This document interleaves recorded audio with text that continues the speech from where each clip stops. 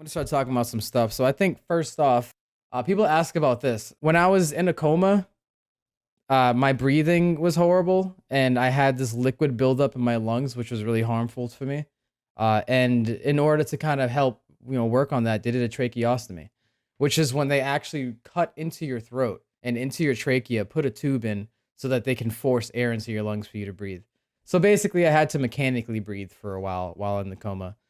And it's one of those things where it's like, in order to prevent it from coming out, they had to latch it into your skin, like with these things, like right here, with these little scars that you see on the side. So that's what happened. It doesn't hurt anymore. For a while, I had to drink like solid drinks, like really like thick liquids, and the food I had to eat was like oatmeal and shit. But now I'm good. I could fucking sip on some monsters. I could fucking drop some sick vapes, throw some clouds. Hell yeah. So whenever I tell people about this, it is kind of hard for me to kind of keep it up. And this is like the raw beginning. We were hanging out with friends, hanging out somewhere in LA, late at night. We went out, everybody's leaving, splitting apart. And Minnie's like, hey, want to just hang out at my place? And I'm like, sure, dog, that'd be sick. So, we start walking towards Minnie's house and making our way towards it. It's a walk, but whatever, we're just chilling out. And, we're about to cross the street. We press a button, waiting for the crosswalk and waiting for the red light. And once that appears, we're good. We start walking. And from there, it's just blank for me. I don't remember anything else. So for me, what happened after that is that my life shifted into a different reality where, like, while I was in the coma, I had this dream, and I still remember most of it. But it was a dream where I lived in Japan, grew up there, and I had friends and family and everything. And in that dream, it felt vivid. It felt like real life. It was odd, very strange. Like I have a hard time explaining it to people because it was so real. And in my dream, I also had an accident and was in the hospital. And it was strange. So in my dream, I had a snorkel attached to my neck, and like people were laughing at me, and I'm just like, what the fuck? I ripped the fucking snorkel out. My dad got pissed and came and slapped it back in. And I was just like, what the fuck? And it turns out in real life, I ended up ripping out my trachea. Well, not my trachea. What the fuck? I would die. I'd be dead. But the trach, like the tube that was in my neck, I apparently ripped that out in real life because of what happened in my dream. Which is one of those things where it's like, this is fucking intense. I guess I woke up. I'm not sure when I woke up, but I think it was the 10th of March, I believe. And I have no recollection of that. I don't really have any recollection up until the 16th or the 17th or so. I don't really remember. Like, I know Minnie came to see me quite a few times after I woke up. I don't remember any of them except for the first time that I remember, which is when he came and gave me the Subscribe to Kraus Gaming shirt. At the time, like, I was just still super just like, what the fuck? Why am I in a hospital? Like, I was freaking out. And like, my dad comes over to me trying to calm me down. And I'm livid. And I'm like, Dad, why am I here? And my dad's just like, Jason, calm down. Chill out. Just take it easy. You're in the hospital because you were hit by a car. And I'm sitting here like, I was hit by a fucking car? What do you mean? Like, I was actually mad. I couldn't understand it. And it was one of those things that just confused the fuck out of me. And then, like, I'm over here trying to move my legs and get out of bed, and I realize I can barely move my legs. And I'm like, what the hell? Like, what happened to me? And, like, I start, like, just kind of leaning to the side, and I feel some soreness in the side of my head. And in case you guys don't know, it turns out I have 4 total fractures, 3 in my legs and 1 in my head. My skull fracture is actually just about here.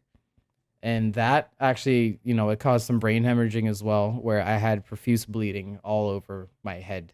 Like, basically every orifice had blood in it, which was fucking horrible. Which is why they had to do the tracheostomy. I really don't know how to explain the rest of this. It took me a while to kind of get the understanding of it. And then my dad told me it was a hit and run. And I was just kind of like, what? So someone fucking hit me with their car and disappeared? Like, a fucking asshole could have fucking killed me and just drove off in the middle of the fucking night? Like, I was pissed. For about a week, I could not keep my cool. I was absolutely pissed at everything. And the only thing that kind of went through my head was just, if we ever find this fucking asshole, justice will have to be paid. And I mean this in the sense of, prison is absolutely necessary. And, like, I don't condone, like, death sentence or anything. But some serious shit would have to happen because he hit 2 fucking people. My best friend and I. And I don't know, like, I know it was super emotional the first time I saw Minnie. Because I do remember one of the times I saw Minnie, like, I couldn't stop crying because I knew that, like, he was also with me. And it was just a super emotional moment. And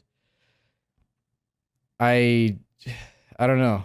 I really don't know how to kind of explain more of this. I really had to come into the acceptance that this is what my life is going to be. My legs are now broken. I've never had a broken bone until this. I knew my legs were now broken. I like when they told me about the surgeries and how much I could bend. Like I basically when I first woke up, this was as much as I can bend my legs. Just this. Now they're closer to this. So it took me a bit. Once I started calming down, I started listening to music more, and then this guy became my best friend. I spent so much time playing the ukulele in the hospital because it was the only thing that I found could really help calm me down. And then I remember that time when actually Minnie, fucking good guy Craig. I don't know how to put into words just how much of a bro Minnie is. Like the dude fucking like he came to the hospital. He knew my phone was busted and there was no way for me to get a new one at the time. So he actually gave me a replacement phone with a replacement phone number. And the guy just fucking, he hooked me up. He brought me these chocolates that are still over there that I'm waiting until my taste buds are back to normal to eat. I don't fucking know, dude. Minnie's been hooking me. Oh my God, I'm about to fucking cry. God damn it. Shit. Fuck. I promised myself I wouldn't do this. My life is completely changing. Like, I went from living a normal lifestyle, just chilling out at my house, to suddenly I'm in a fucking hospital and like my best friend is doing all this shit for me and I don't know. God damn it, donations. I live in LA alone without family. My dad flew all the way across the country the day after I was hit, and he literally watched me every fucking day. He slept by me every night. And like my dad stayed here for about a month and a half, and like I have never felt so attached to my father before this.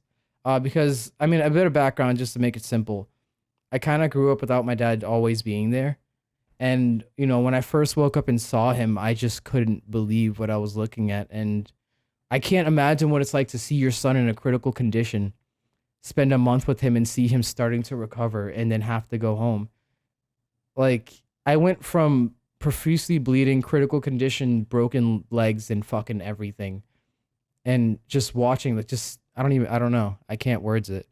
Like the day that my dad left, I'll get to this like in a little bit. I've never felt so attached to my father, and that was the first time I ever like in my memory hugged my dad when he was leaving, and like he could not stop crying. Like he was just bawling out, and from that I can just feel the emotion, and I felt it too. Like I just at that moment I just couldn't imagine how he felt. This entire experience of me getting hit by a fucking asshole truck, being in the hospital and doing all this shit it's I feel like it's changed me quite a bit. And I can't put words onto it. Like life is so fucking precious. Like just random shit can happen at any time.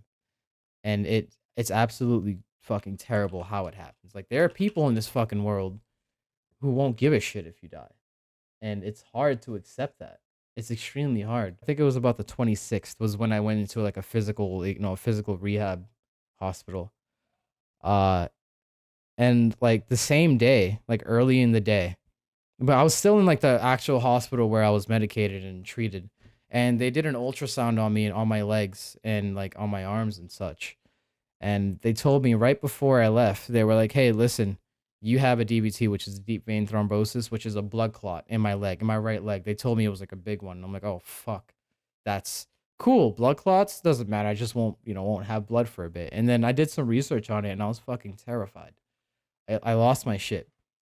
And that same exact day, later that day, I went to the rehab place and they also did an ultrasound on both of my legs and found two blood clots, one on my right and one on my left. It's one of those things where it's like, well, fuck. If you just want to throw even more curveballs at me, just make one of the fucking balls covered in spikes. Let me catch it with my forehead. That's exactly what's fucking happening. I went into the rehab center thinking, holy fuck, this is gonna be some super hard shit. Like I could barely stand up. Like whenever I had to get in a wheelchair, I would have to rotate, sit up, and then I'd have to have like two people pick me up. I went to the rehab place, started doing physical therapy. My first day, they made me try to stand up and get out of bed by myself. And I was just like, you know what? I can't fucking do this. Like I really thought to myself, I can't, like I will not be able to do this by myself. And the nurse was like, "Hey, I'll help you out a little bit." And so they did the arm grab thing. Like they helped lift me up and I started standing up and I just felt my right leg just give out on me completely. And I ended up just busting my ass on the ground. Like I slid off of the side of the bed, off the side of my wheelchair and just landed straight on my butt cheeks. And it just it was a moment where I just knew, like, whoever this motherfucker that hit me was fucking horrible. And my dad looks at me and he just starts crying, thinking I'm absolutely like injured, and he thinks I'm fucking hurt, and like he's freaking out. And I don't know. And like, they had to get that machine again to lift me up because my legs just would give. It would just give out. And they just put me back in bed and left me there. But I went from barely able to touch the ground and fucking falling over to, and I think you guys might like this. Hold on. So I'm in my wheelchair, right? Okay. So you might like this. I went from that to hold on. That to this. Okay.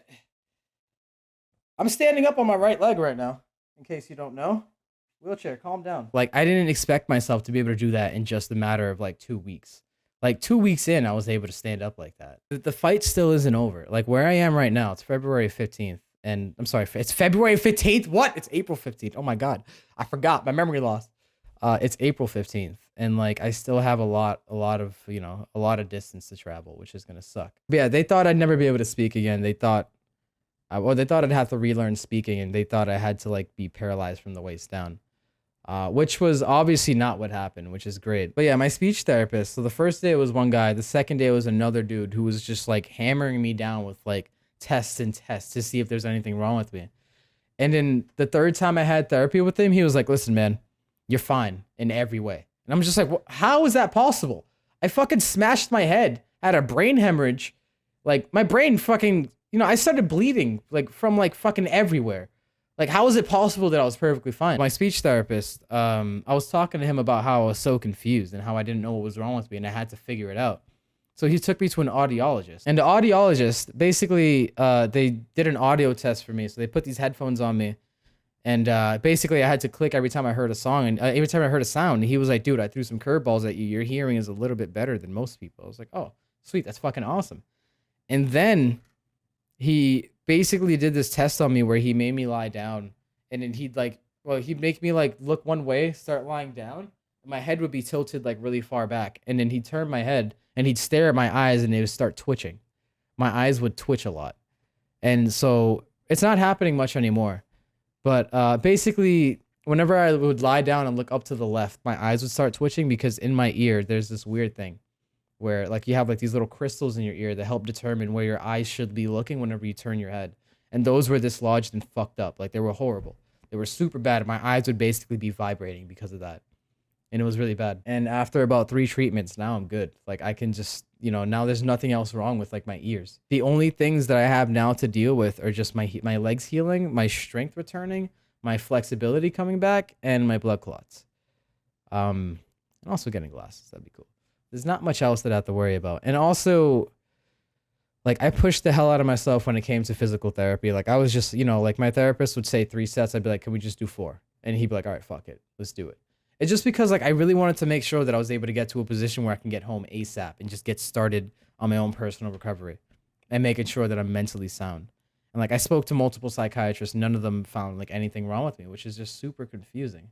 It was something I just couldn't understand. But yeah, I saw in chat someone said I don't even look like I was hit by a car. That's because from my torso up, I'm like perfectly fine, except for this. This is from like, being medicated. But my legs are a fucking battleground. Like they're like, imagine D-Day, but going back and looking at the war zone and just seeing all of the casualty. Like that's what my leg looks like. Like imagine like this is my right leg. On the side, I have a scar that goes from here all the way down to here. And it's not something that I just want to show people because it's kind of gross. And then like also my knees are cut down straight through the middle because they have to cut my knee, cut through the muscle that holds your knee to slide the titanium in. And like, it's one of those things where it's like, fuck, I'm going to have to explain this to people every time I go to a beach or go swimming. And I still don't know if I'll be uncomfortable wearing shorts. House Princess, my legs have been actually feeling pretty okay. I used to have to take pain meds pretty often because my knees would be buzzing real bad. But now, like, I stopped taking my pain meds about a week before leaving, and now I'm good. Like, I don't really feel pain in my legs anymore. It's just my ankle and my hip, and that's about it. That's about all I feel. Did you say I'm a cyborg? No, I'm Genji IRL. I'm kidding. I guess I left this part out as well. There were a few times where I woke up from the coma because they had to wake me up every day to make sure I'm okay. And so they would wake me up. And I remember a few times waking up. I remember once actually waking up and seeing tubes coming out of my nose, out of my neck, and basically out of my, like, you know, through my body. I would just see tubes everywhere. And I thought I was being probed by fucking aliens. I was just like, oh, whatever. I'll just deal with this shit. I just went back to sleep. I remember that. And I don't really remember much of that. One of the biggest things that I've learned from all of this, your close friends, people you care about, your family, and just your own life. You should really take some time to just kind of chill with them and just, you know, just sit back. Like, you can be super busy all the time, and like maybe your mom's yelling at you and pissing you off or something, but just like every once in a while, just throw them a hug, you know, because you never fucking know when shit like this is gonna happen. Like, I never expected that I would get hit by a fucking truck. To this moment in my life, I still don't fucking believe it. I still don't. Like, it's just one of those things where I'm just like, well, what the fuck? Like, what the fuck, you know? Like, I still don't believe it. Like, I have all these scars and shit, broken legs, a skull fracture, and like medication I have to take, and it's something that I still can't even rationalize because it came so fast into like my monotonous lifestyle. I know it's super cliche to say. Yeah, someone in chat just say you don't know what you have till it's gone, and your life is so fucking precious, you know? One thing I thought about quite a bit was because my dad flew across the country to come see me, and I was wondering, like, what would my mom be doing if she was still alive? How would she be reacting, you know? And I felt like she'd be fucking freaking the hell out. Like, she would have lost her shit. Like, my mother was the kind of mother where, like, when one of her kids got hurt, she'd be like, oh, you're a fucking idiot. But then she'd, like, hug you, kiss you, and take care of you, like, to the end of the day. And I know people are always asking about the driver. We have no leads on the driver yet. We haven't found the guy. But it's not something that I'm much worried for anymore. Like, obviously, like, when I first woke up, it was something where I was just kind of like, fuck, dude. Like, basically, imagine someone in a car just driving by, hitting you, and just flipping you off while they're driving away. And that's what it felt like. It felt like this person's just like, fuck you, I have no care for your life, because they fucking left. And I just hope that at this point, they know what happened.